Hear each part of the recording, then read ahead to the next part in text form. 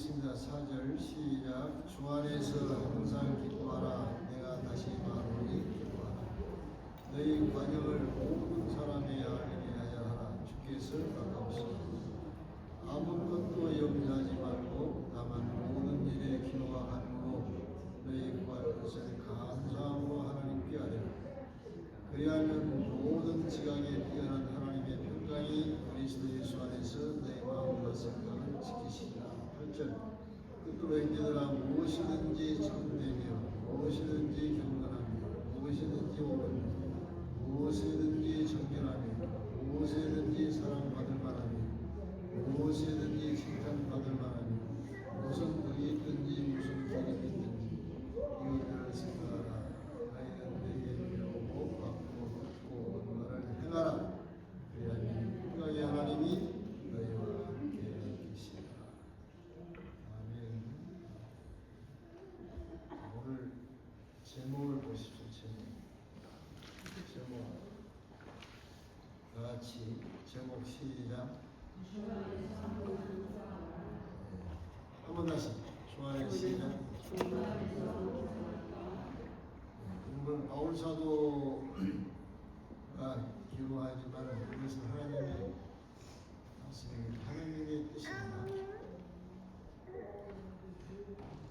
성도 여러분, 우리가 살아가는 이 세상의 삶의 현장은 기쁨보다는 고통과 슬픔의 일들이 더 자주, 더 거세게 마치 파도처럼 밀려오는 것입니다.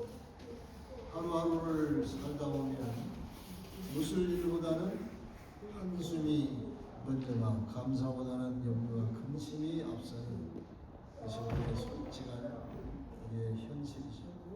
그런데 우리 본문에서 바울 사도는 빌립보 성도들에게 분명하게 권면하는데 주 안에서 어떻게 기뻐하라고요? Always rejoice. 항상 기뻐하라. 더 나아가서 그런 한 말 더해 반복하면서 내가 다시 말하노니 기뻐하라. 이 말씀을 전한 바울 사도의 형편은 가볍게 볼 수 없어요. 왜냐하면 지금 로마의 감옥에 갇힌 죄수의 신분이었거든요. 그래서 자유를 박탈한 채 언제 생명의 위험이 잇대올지 알 수 없는 그런 상황인데, 이 바울이 자유로운 환경에 있는 감옥 밖에 있는 성도들에게 항상 기뻐하라 하고 이렇게 말합니다. 이것은 현실을 모르는 사람의 공허한 외침이 아니고 바울 자신이 진정한 기쁨이 무엇인 것을 알면서 실제로 누리고 있었기 때문에 강하게 말을 하고 있는 것입니다. 우리가 알아야 할 것은 우리 육신의 소욕을 따라서 사는 삶에서는 진정하고 참된 기쁨을 얻을 수가 절대로 없다는 사실이에요. 대개 사람들은 기쁨을 얻기 위해서 육신의 소욕을 채우려 기쁨을 얻으려고, 그러나 성경은 분명히 말합니다. 육신의 소욕을 따르는 삶에서는 결코 참된 기쁨을 얻을 수 없다는 사실을 말하고 있습니다. 우리 타락한 인간은 육신의 소욕을 채우는 일에 전심 전력을 다합니다. 에덴 동산에서 쫓겨난 인간은 이마에서 땀이 흘려야 먹고 살게 된다는 하나님의 형벌 아래 놓이게 되어 있습니다. 그런데 사탄은 이 형벌을 교묘하게 애곡시켜가지고 마치 사람의 인생의 성패가 육신의 소욕을 얼마나 채우느냐에 달려있는 것처럼 사탄이 속이고 있습니다. 그래서 사람들은 더 많은 것을 가지면서 기쁨을 얻으려고 하고 더 높은 자리에 올라가서 기쁨을 거기에 있는가 찾고 있고, 남보다 훌륭하고 유명해지는 데서 기쁨을 찾으려고 합니다. 그래서 여기에 사람들은 어떤 생각을 가지고 있느냐면 많은 물질과 지식과 권세를 가지고 자기가 먹고 싶은 거 먹고 보고 싶은 거 보고 하고 싶은 거 하고 누리고 싶은 건 누리면서 사는 것이 살 수 있는 삶이 성공적인 삶이라고 되게 그렇게 생각해요. 그래서 지금도 수많은 사람들은 육신의 즐거움과 쾌락을 기쁨으로 착각하면서 거기에서 쾌락을 얻으려고 동분서주하고 있습니다. 할 수 있으면 보고 싶은 것을 보면서 기뻐하고 먹고 싶은 것을 찾아가서 먹으면서 기쁨을 느끼고 무엇인가 내가 즐기는 일로 찾아서 그 즐김 속에서 기쁨을 잊는가 해서 동분서주하고 있습니다. 그러나 여러분 생각하십시오. 우리가 육신의 소욕을 추구하는 삶에는 절대로 진정한 우리 심령 깊숙이에서 우러나는 기쁨은 없다는 사실. 그 이유는 육신의 소욕을 채우는 기쁨과 만족이 있다고 하고 생각하는 그 자체는 속임을 당하고 있는 거예요. 사탄이 그걸 속여요. 마치 하나님처럼 돼서 자기 마음대로 무엇인가 할 수 있으면 자유도 있고 거기에 기쁨이 있을 것이라고 그렇게 하면서 육신의 소욕을 채우려고 하는데 사실 세상의 모든 것을 내가 소유했다 해도 그 욕구를 채울 수는 없습니다. 그러니까 늘 부족하고 모자란 만족이 없는 곳에는 절대로 기쁨이 있을 수가 없습니다. 둘째는 육신의 소욕은 자기 자신만을 위하는 삶이에요. 그러니까 자기 자신만을 위하는 그 삶에는 삶의 의미가 없을 뿐 아니라 삶의 의미가 없기 때문에 깊은 마음의 기쁨이 있을 수가 없습니다. 솔로몬은 전도서 2장에서 자신의 경험을 솔직히 이렇게 고백하자면 내가 나를 위해서 집도 짓고 포도원도 만들고 내가 나를 위해서 은근 보화를 쌓고 내가 나를 위해서 쾌락을 누리고 수많은 아내와 첩을 거느렸지만 아내가 700명, 첩이 300명이었습니다. 결국 그가 내린 결론은 모든 것이 헛되고 헛되며 바람을 잡는 것 같다 이렇게 고백했습니다. 그러므로 육신의 소욕을 채우는 자신을 위하는 그 모든 일은 시할 때 잠시 육신적인 기쁨은 있지만 진정한 마음의 기쁨은 있을 수가 없습니다. 실제로 육신의 소욕을 따르는 것은 모든 관계를 파괴하는 일입니다. 가까운 관계 속에서 특히 시기와 미움과 불화와 원망이 육신의 소욕을 따르는 삶 속에는 가까운 관계 속에서 미움이 있고 불평, 불만, 시기, 불화, 원망이 거기에 생기게 되었습니다. 사람이 가장 추하게 보이는 때가 언제냐면 그 사람이 아무리 훌륭해도 자기 욕심을 채우는 그 모습을 볼 때 추하고 흉하게 가치가 없습니다. 욕심만을 위해 사는 그 사람 그 옆에 누가 같이 있겠습니까? 실제로 성도가 육신의 소욕을 따라 살면 하나님께서 끝까지 놔두지 않아요. 형벌을 내려서 욕심을 따라 사는 삶을 못하도록 막는 일을 하나님이 해요.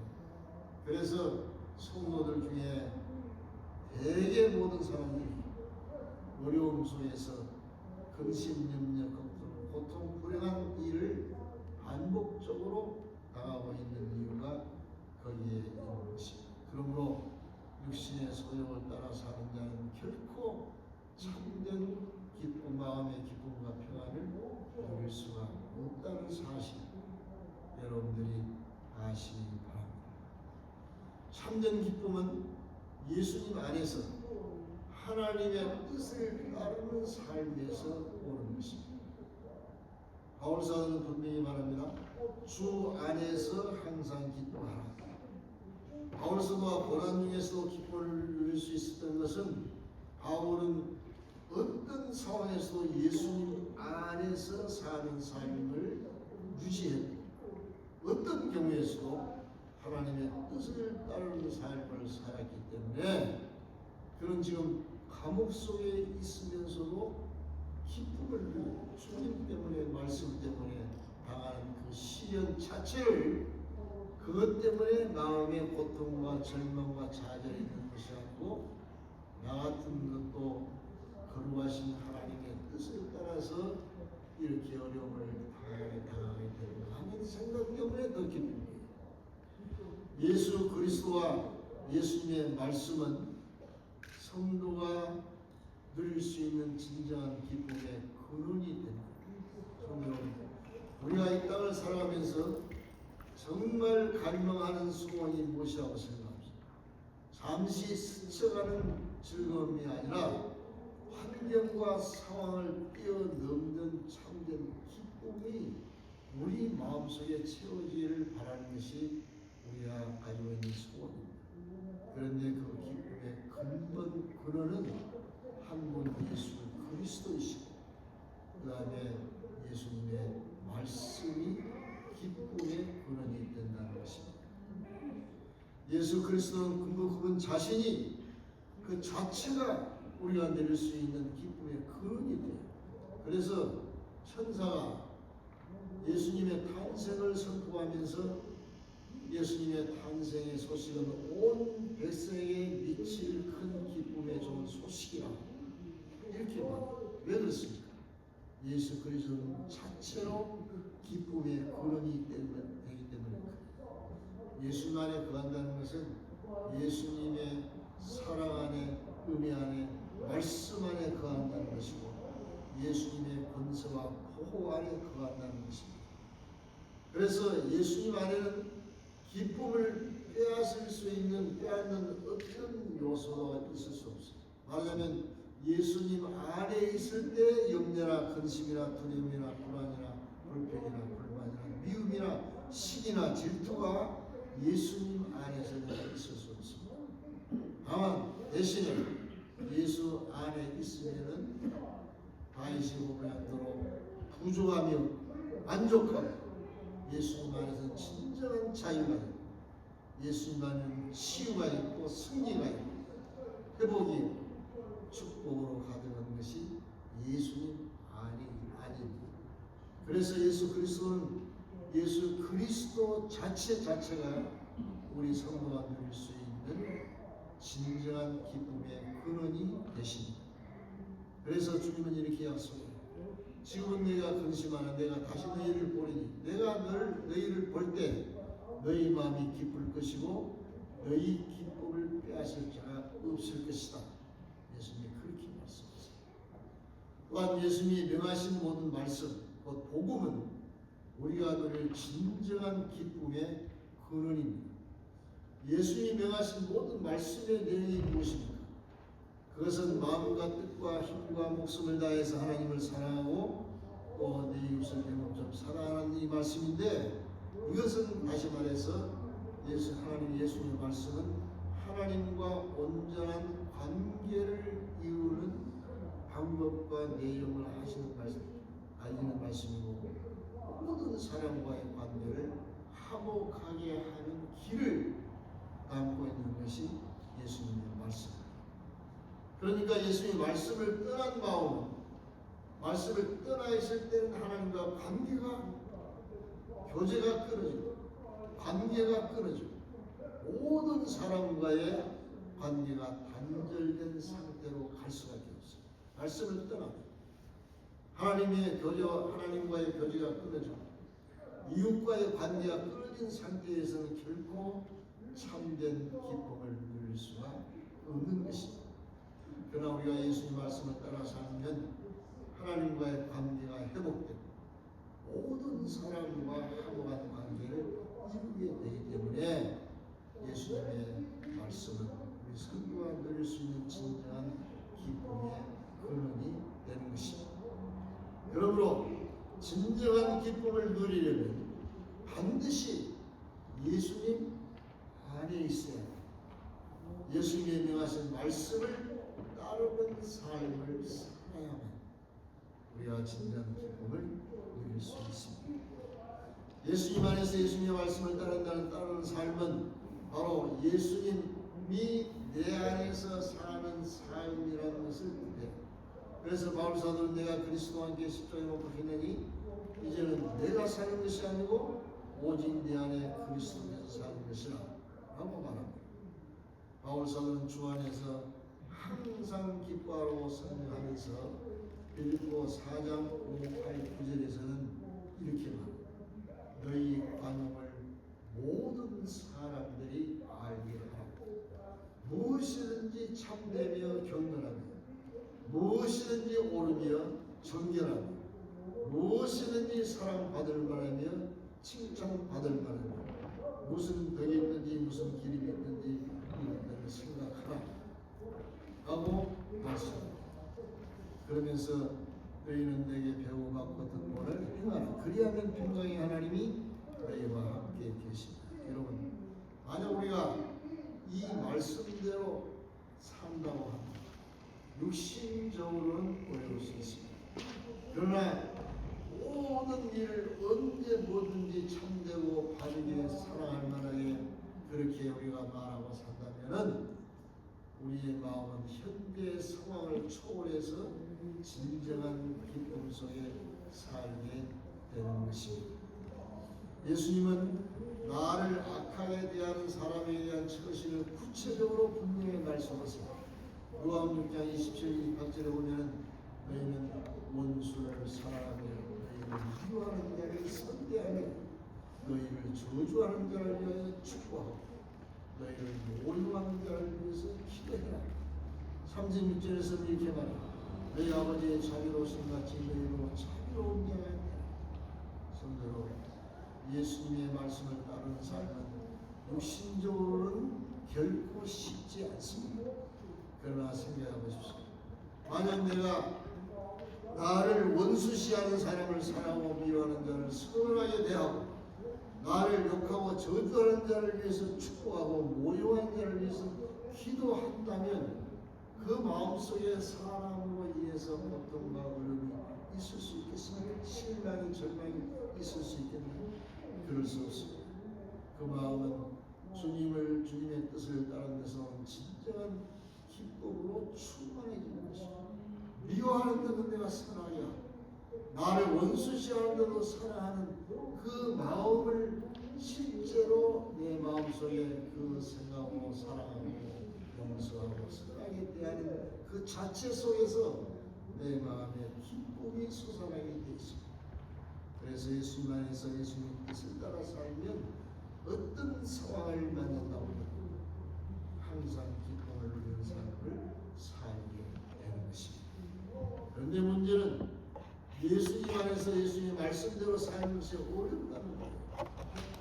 그렇다면 예수님 안에서 말씀대로 사는 비결이 없을까요? 우리가 항상 예수님 안에 산다고 하면서도 말씀대로 사는 성도라고 하면서도 기쁨을 누리지 못하는 근본적인 이유는 사탄의 방해 때문에 사탄이 늘 우리를 말씀대로 예수 안에서 듣지 못하도록 살지 못하도록 방해를 끊임없이 하고 있습니다. 사탄은 기회만 있으면 우리를 예수님의 품에서 나오게 해요.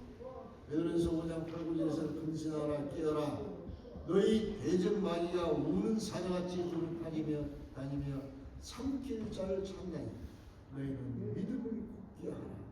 이 말은 이 사탄이 성도를 자기의 품으로 품으려고 기회를 항상 노리고 있다는 것입니다.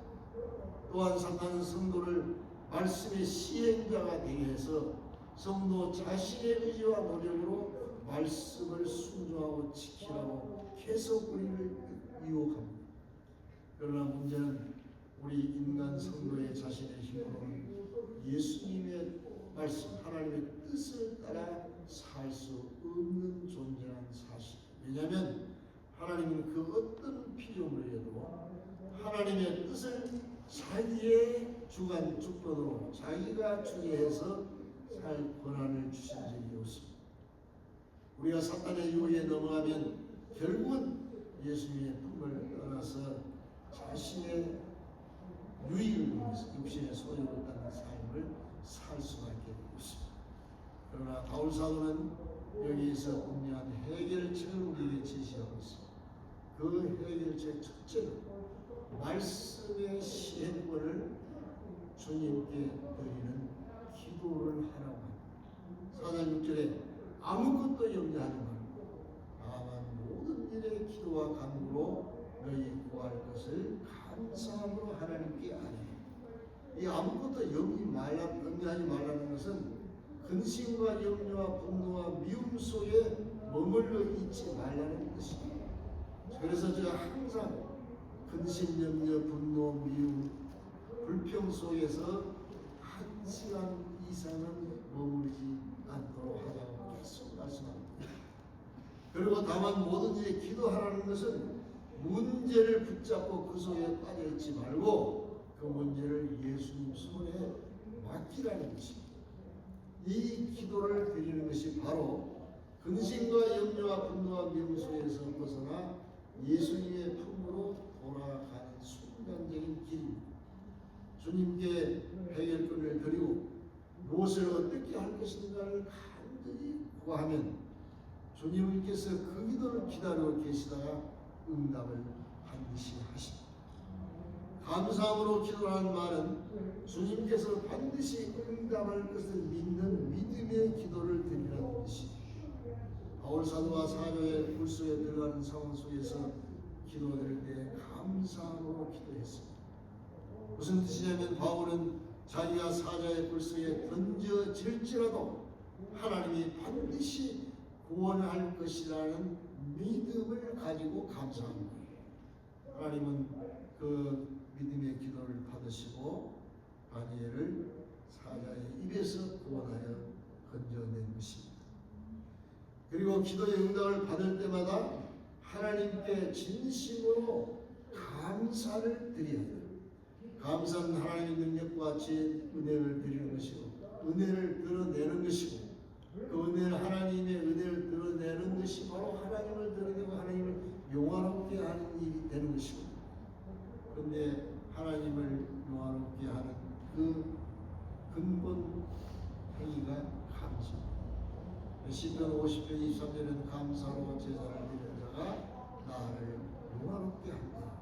감사하는 마음, 항상 은혜에 대해서 감사하니까 그 감사하는 그 심령 속에는 하나님의 은혜로 늘 채워져 있는 마음. 그리고 그 감사 자체가 하나님을 영화롭게 하는 일이 되기 때문에 하나님의 영광을 드러내면서 동시에 나 같은 것을 하나님의 영광을 드러내는 데 쓰여진다는 생각으로 인해서 하나님의 영광에 동참하는 기쁨을 같이 누리게 되는 것입니다. 그래서 바울사는 이렇게 선포합니다. 항상 기뻐하라, 쉬지 말고 기도하라, 범사에 감사하라. 이것이 그리스도 예수 안에서 의를 행하신 하나님의 뜻이다라고 합니다. 우리는 삶의 현장에서 매 순간 기동감을 경험하는 마음은 깊은 감사와 기쁨으로 늘 충만해질 수밖에 없는 삶을 살게 되는 것입니다. 사랑하는 성도, 26년은 우리를 생명과 삶의 예수님을 주인으로 모시고 예수님 안에서 항상 기뻐하는 해, 순간순간 주님이 함께 하시고 나를 사용해서 주의 뜻을 이루는 데 쓰임을 받는 느낌 속에 그 응답 속에서 기뻐하는 그런 해가 되기를 바랍니다. 삶의 현장에서 모든 일을 내 판단과 감정으로 대하지 말고 순간순간을 주님의 뜻과 인도를 구하는 말하자면 나의 삶의 시행권을 주 앞에 드리는 기도 속에서 살기를 바랍니다. 그래서 기도의 응답을 통해서 항상 기뻐하고 범사에 감사하는 복된 삶을 사시기를 주님의 이름으로 축원합니다. 축원합니다. 기도합시다. 하나님, 26년도에는 늘 예수님 안에서 주님의